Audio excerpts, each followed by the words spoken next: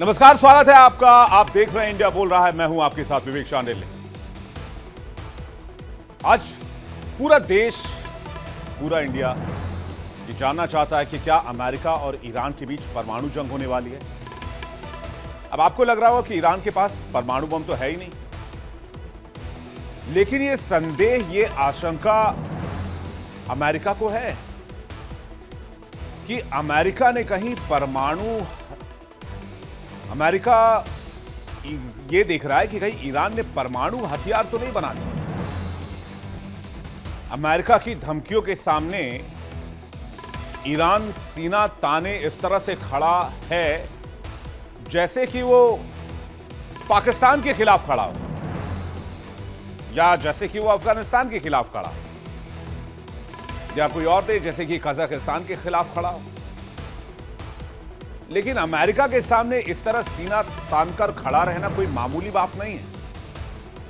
यह वही ईरान है जिसे पिछले साल परमाणु ठिकानों पर ताबड़तोड़ हमलों के बाद शांत समझ लिया गया था। लेकिन इस बार कहानी में थोड़ी ट्विस्ट है, बात बदली हुई है। इस बार ईरान ना तो डरा हुआ दिख रहा है, ना दबाव में झुकता हुआ नजर आ रहा है, और ना ही अमेरिका ईरान पर हमले कर रहा है। ऐसा लग रहा है जैसे ईरान ओपन बैटिंग नहीं बल्कि बैकडोर गेम संभाल चुका है। सवाल सीधा लेकिन बड़ा है, क्या ईरान ने सीक्रेट तरीके से बैकडोर से परमाणु बम तैयार कर लिया है? और यही वो शक है जो आज अमेरिका और इजराइल की नींद उड़ा रहा है। जिस ट्रंप ने खुद को सुपर पावर का पोस्टर बॉय बताया, आज उसी ट्रंप को मुंहतोड़ जवाब मिलने का डर सता रहा है।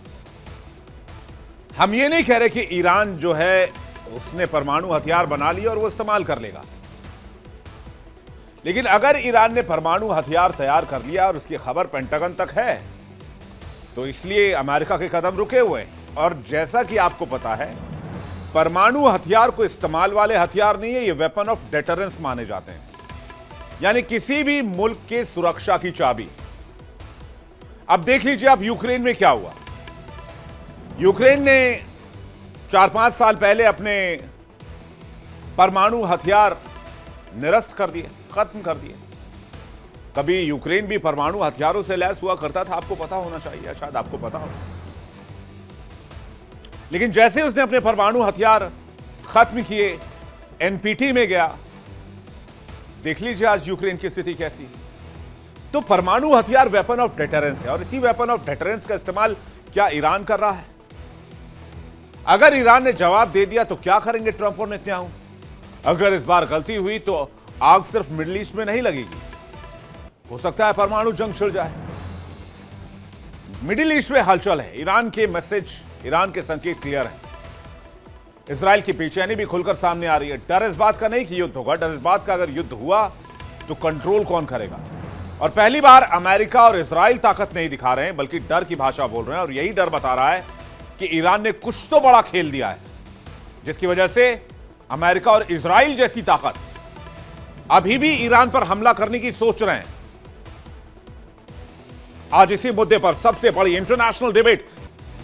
मिडिल ईस्ट में ईरान और अमेरिका बारूद की ढेर पर बैठे हैं, लेकिन ईरान खौफ में नहीं है। उसकी हरकतों को अगर आप ध्यान से देखेंगे तो आपको पता चलेगा कि ये कोई चेतावनी नहीं है ईरान की तरफ से। खतरे की आखिरी घंटी भी हो सकती है। अमेरिका ईरान को खुलेआम धमकी दे रहा है और ईरान सीना ताने आंखों में आंखें डालकर हुंकार भर रहा है। ये वही ईरान है जो कुछ वक्त पहले तक डरा सहमा था। याद कीजिए 2025 का वो मंजर जब ईरान पर अमेरिका ने अचानक हमला बोला था। लेकिन आज तस्वीर उलट है। आज डर अमेरिका और इजराइल के चेहरे पर दिख रहा है। ऐसा क्या किया खामनेई ने जिसे डोनाल्ड ट्रंप की नींद उड़ गई? ईरान में पिछले साल क्या हुआ था? अमेरिका ने ईरान के परमाणु ठिकानों पर ताबड़तोड़ हमले किए थे, याद होगा आपको। दुनिया ने कहा कि ईरान ठंडा पड़ गया, ईरान झुक गया, लेकिन आज ईरान का रवैया कह रहा है कि जो तुमने देखा था वो सिर्फ ट्रेलर था। इस बार ईरान बल्लेबाजी के मूड में है, यानी कि फ्रंट फुट पर खेल रहा है। सीधे शब्दों में बेखौफ, बेपरवाह और बेहद खतरनाक, दोधारी तलवार की तरह। ऐसा क्यों? आइए मैं आपको बताता हूं। ईरान के परमाणु ठिकानों पर एक बार फिर से हलचल देखी जा रही है। ताजा सैटेलाइट तस्वीरों से पता चलता है कि तेहरान ने अपने दो प्रमुख परमाणु केंद्रों इस्फहान और नतांज में क्षतिग्रस्त ढांचों के ऊपर नई छतें और कवर बना लिए हैं। प्लैनेट लैब्स पीबीसी की ओर से जारी हालिया सैटेलाइट तस्वीरों के बाद अंतर्राष्ट्रीय समुदाय को यह लगने लगा है कि ईरान शायद हमलों के बाद बचे हुए परमाणु संसाधनों को छिपाने या उसे फिर से हासिल करने की कोशिश कर रहा है। यह जो तस्वीर सामने आई है इसे जरा फुल स्क्रीन में आपको दिखाता हूं, जिसके नीचे ईरान की परमाणु चाल है, एक परमाणु कवर भी आप इसे कह सकते हैं, जहां मिट्टी के विशाल पहाड़ हैं। मलबे के ऊपर छत का निर्माण साफ देखा जा सकता है और सैटेलाइट तस्वीर में यह परमाणु खुलासा हो रहा है। यहां पहले से बड़ा निर्माण कार्य जारी है जो किसी भी बमबारी प्रभावित परमाणु स्थल पर देखा गया है। Military.com की रिपोर्ट बताती है कि नई छतों के कारण सैटेलाइट के लिए जमीन पर हो रही गतिविधियों को देख पाना मुश्किल है। यह बात इसलिए भी अहम है क्योंकि ईरान ने IAEA के निरीक्षकों को देश में प्रवेश की अनुमति नहीं दी है। तो क्या ईरान परमाणु बम छिपा रहा है? इसलिए ईरान अमेरिका को धमकी दे रहा है?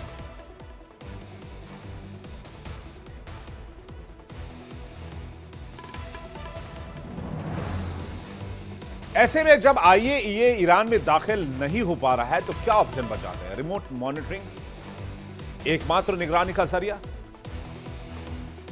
ईरान निडर नजर आ रहा है, कॉन्फिडेंट है। तो क्या ईरान ने पिछले दरवाजे से चोरी छिपे रूस और नॉर्थ कोरिया यानी कि पुतिन और किम जोंग उन के सहारे परमाणु बम तैयार कर दिया है? और अगर जवाब हां में है तो समझ लीजिए अमेरिका इजराइल की पूरी रणनीति, चारों तरफ से घेरेबंदी सब खत्म हो चुकी है और इन दोनों देशों के बाद शायद ही कोई विकल्प बचेगा ईरान पर कार्रवाई का। बेशक ईरान किसी पर हमला नहीं कर रहा, लेकिन ईरान पर भी हमला आसान नहीं होगा और यही वजह है कि वॉशिंगटन में सन्नाटा है और तेल अवीव में भी घबराहट है। इस बीच अब पेंटागन में अमेरिका और इजराइल के बीच एक बहुत सीक्रेट मीटिंग चल रही है। दुनिया भर में बात यह फैलाई जा रही है कि ईरान को कैसे कंट्रोल किया जाए, कैसे हमला किया जाए, यह बैठक में चर्चा कर रहे हैं। लेकिन रक्षा जानकार मानते हैं कि चर्चा इस बात को लेकर भी हो सकती है कि ईरान ने परमाणु हथियार बना लिए हैं तो उसको काउंटर कैसे किया जाए, क्योंकि जब ईरान ने चेतावनी दी है कि अमेरिका का ईरान में कोई भी हमला क्षेत्रीय युद्ध में बदलते देर नहीं लगेगा, तो सीक्रेट मीटिंग में किन प्रस्तावों पर बात हुई है? जाहिर सी बात कि परमाणु हथियार का जो मुद्दा है वो केंद्र में रहा होगा। पहला प्रस्ताव, स्पेशल फोर्सेस ईरान के अंदर जाकर न्यूक्लियर साइट्स को नष्ट करें। दूसरा प्रस्ताव, खामनेई समेत ईरान के टॉप लीडर्स को निपटाया जाए। तीसरा प्रस्ताव, इस्लामिक रिवोल्यूशनरी गार्ड्स और सिक्योरिटी फोर्सेस को खत्म कर दिया जाए। चौथा प्रस्ताव, बैलिस्टिक मिसाइल फैक्ट्रीज और डिफेंस सिस्टम को नष्ट किया जाए। पांचवा प्रस्ताव, ईरान के प्रॉक्सी ग्रुप जैसे हूती, हिजबुल्लाह के ठिकाने नष्ट किए जाए। छठा प्रस्ताव, इजराइल के साथ मिलकर ईरान पर बड़ा प्रहार किया जाए। सातवां प्रस्ताव, ईरान के खिलाफ साइबर अटैक या फिर कोवर्ट ऑपरेशन चलाया जाए। आठवां प्रस्ताव, हमले से पहले UK, France, Israel, UAE, Jordan, सऊदी अरब को बताया जाए। लेकिन एक और प्रस्ताव है जिस पर कोई चर्चा नहीं कर रहा है कि ईरान ने परमाणु हथियार बना लिए हैं तो फिर उस हथियारों को कंट्रोल कौन करेगा? और ईरान ने वो परमाणु हथियार चला दिए तो फिर मिडिल ईस्ट और इजराइल का क्या होगा? बैठक से साफ है कि अमेरिका, इजराइल इस वक्त घबराए हुए हैं और इसी रणनीति पर चर्चा हो रही है कि ईरान को कैसे टैकल किया जाए। वरना आप ही अंदाजा लगाइए कि जिस ईरान जैसे देश के सामने दो यूएस के एयरक्राफ्ट कैरियर, वो भी पूरे जंगी बेड़े, डिस्ट्रॉयर, पनडुब्बियों के साथ मौजूद हो, वहां अमेरिका हमला करने में इतना वक्त थोड़ी ना लगाएगा। अमेरिका इजराइल की सीक्रेट मीटिंग में अंदर जो सवाल उठा वो बहुत डराने वाला था। जानकार बताते हैं कि अगर ईरान ने परमाणु जवाब दिया या परमाणु बम बना चुका है तो फिर इजराइल के पास बचने के क्या रास्ते हैं? मिडिल ईस्ट को जंग से बचाने के क्या रास्ते हैं? या तो अमेरिका यूटर्न लेके वापस लौट जाए और ईरान पर ऐसे ही चारों तरफ से घेरेबंदी करके या तो और दबाव बढ़ाए, क्योंकि अगर ईरान के पास परमाणु हथियार है तो यकीन मानिए अमेरिका ईरान पर हमला नहीं करेगा। इस बात की आशंका और थोड़ी सी प्रबल हो जाती, कैसे वो भी बताते हैं। ब्रिटेन में अमेरिका का परमाणु जासूसी विमान न्यूक स्निफर देखा गया। राष्ट्रपति डोनाल्ड ट्रंप ने ईरान को चेतावनी देते हुए मिडिल ईस्ट में एक विशाल नौसैनिक बेड़ा अरमाडा रवाना किया हुआ है। ट्रंप कह रहे हैं ईरान परमाणु कार्यक्रम छोड़े या तो फिर ऑपरेशन मिडनाइट हैमर से भी भयानक हमले के लिए तैयार रहे। ईरान कह रहा है कि ठीक है, आप हमला करके देखो, फिर हम बताएंगे। अब ये न्यूक स्निफर क्यों निकाला गया या क्यों पहली बार देखा गया? न्यूक स्निफर किस बला का नाम? न्यूक स्निफर, जिसे WC-135R कांस्टेंट फिनिक्स कहते हैं, यह अमेरिकी वायुसेना का खास विमान है। इसको कोड नेम में न्यूक स्निफर के नाम से जाना जाता है। इसे परमाणु हथियार जासूसी विमान भी आप कह सकते हैं या फिर परमाणु जासूसी विमान भी कह सकते हैं। यह विमान हवा में रेडियो धर्मी कणों को पकड़ लेता है, यानी हवा से ही समझ जाता है कि नीचे परमाणु हथियार है या नहीं है।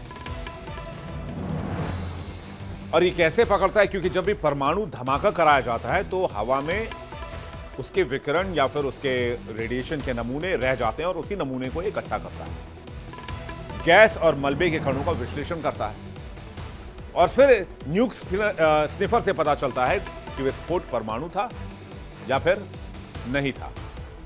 न्यूक स्निफर यह भी बताता है कि विस्फोट किस लेवल का था, कितना खतरनाक था। इसमें कई रिमोट सेंसर लगे होते हैं। न्यूक स्निफर रियल टाइम में डेटा कंट्रोल सेंटर को भेजता है। न्यूक स्निफर को फिलहाल ब्रिटेन में देखा गया है।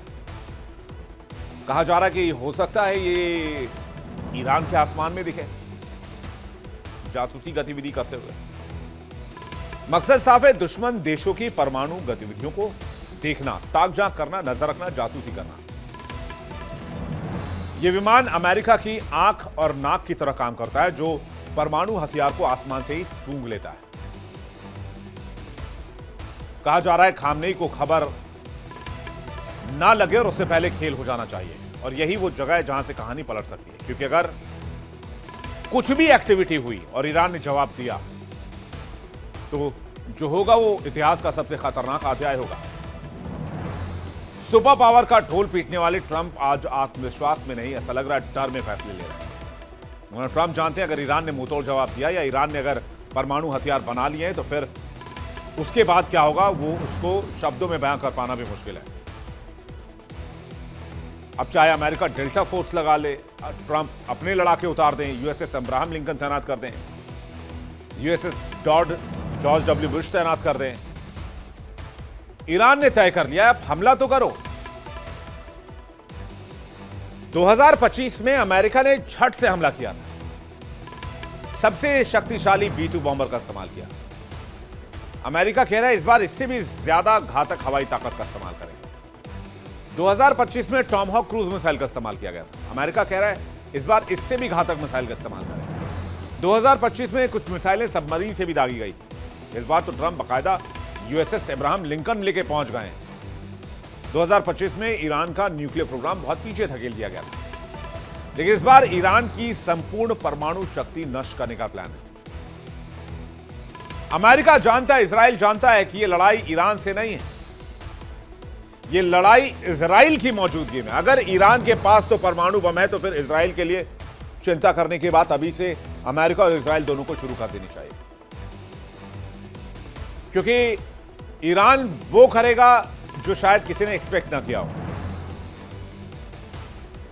मिसाइलें अलर्ट पर है, समंदर में सैन्य जहाज आमने सामने। जंग शुरू हुई तो सिर्फ मिडिल ईस्ट तक नहीं रहेगी, आग का समंदर बनेगा, तेल रुकेगा, दुनिया की अर्थव्यवस्था हिल जाएगी, हर मुल्क पर असर होगा। और सबसे डरावनी सच्चाई यह है कि अमेरिका इजराइल अब ताकत नहीं बैकफुट पर दिख रहे हैं। सुपर पावर ऐसा लग रहा है जैसे डर गया है। दुनिया परमाणु तबाही के सबसे करीब नजर आ रही है इस बार, जब ईरान के करीब अमेरिका खड़ा है और फिर भी अटैक नहीं कर पा रहा है। तो रक्षा जानकार मान रहे हैं कि शायद ईरान ने वो कर लिया है जिसकी उम्मीद अभी तक किसी को नहीं थी। बातचीत करने के लिए मेहमानों का एक बड़ा पैनल इस वक्त हमारे साथ जुड़ रहा है।